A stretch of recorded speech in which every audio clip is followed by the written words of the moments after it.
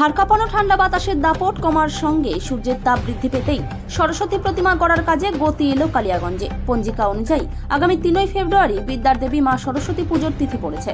বাঙালির 12 মাসে 13 পার্বণের অন্যতম সরস্বতী পুজোর দিন এগিয়ে আসতেই প্রতিমা তৈরির কাজ শুরু করে দিয়েছেন মৃৎশিল্পীরা।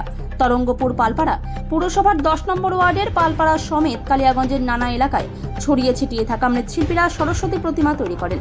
পুজোর দিন কয়েক আগে মৃৎশিল্পীদেরই সমবেত উদ্যোগে সরস্বতী প্রতিমার বাজার বসে কালিয়াগঞ্জ শহরের মহেন্দ্রগঞ্জ নাট মন্দির ময়দানে। বিক্রির জন্য সরস্বতী প্রতিমা মহেন্দ্রগঞ্জে নিয়ে আসবার আগেই মাটি দিয়ে প্রতিমা তৈরির মূল কাজটি মৃৎশিল্পীদের বাড়ির আঙিনাতেই করা হয়। তিথি অনুসারে এবছর ফেব্রুয়ারি মাসের প্রথমেই সরস্বতী পুজো পড়েছে। আপনার নাম? বিশ্বনাথ পাল। কি তৈরি করতেছেন? সরস্বতী প্রতিমা।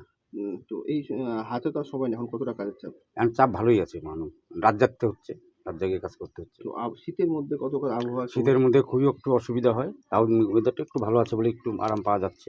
কোনো সময় আবার খারাপ হয়ে যায়, তখন খুব কষ্ট হয়।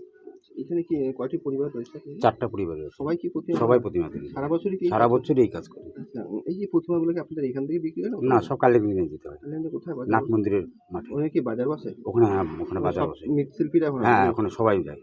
আচ্ছা, তো এই প্রতিমাগুলো কি দরে কেমন ভাবে বিক্রি হয় আপনাদের? এগুলো এক একটা এক রকম দাম আছে। হ্যাঁ, যে বড়গুলো হয়তো 4,000 5,000 এরকম দাম। তো আরও বেশি হওয়া উচিত, কিন্তু পয়সা দিতে চাচ্ছে না। কেন দিতে চাচ্ছে না, কী করে বলবো এখন? স্কুলের মানে আসতেছে খরিদ্দার, বলতেছে আমাদের পয়সা পাচ্ছি না। আর কি বলা যাবে এখন? না দিলে তো কিছু করার নেই, দিতে হচ্ছে। তো আপনাদের কি জিনিসপত্রের কি দাম বাড়ছে নাকি? কঠিন বাড়ছে, কঠিন। কি কোন জিনিসের ক্ষেত্রে বেশি? সব সাজ কাজ বলেন, বাঁশের দাম বলেন, সবই দাম বাড়ছে।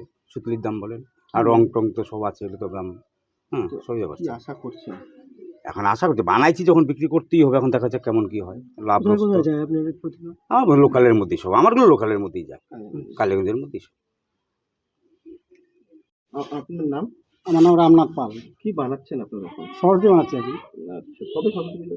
সরস্বতী বিশে মাঘ। 20 মাস। তো এই যে হাতে তার সময় নেই, কেমন কতটা কাজ করতেছেন? কাজ তাকাইতে পারতেছি না, যাই হোক মোটামুটি গরম, এতদিন গরমই ছিল, এখন এই ঠান্ডা পড়ে গেছে, ঠান্ডাতে একটু কাজের একটু ডিস্টার্ব হচ্ছে আর কি। তো এবার তো ওয়েদারের উপর কতটা ডিপেন্ড করতেছেন? ওয়েদার তো ভালোই আছে, এখন এই অবধি তো ভালোই আছে দেখা যাচ্ছে। তো এই যে প্রতিমাগুলো আপনার কি বাড়ি থেকে বায়না হয় আপনি নিজে? না, নাটমন্দির যেতে হবে। নাটমন্দির ওখানে কি বাজার বসে? হ্যাঁ, ওখানে প্যান্ডেল করে নিতে হয়। মানে প্রতি বছরই বাজার বসে নাকি? প্রতি বছরই বাজার। এখানে কতগুলো পরিবার রয়েছে?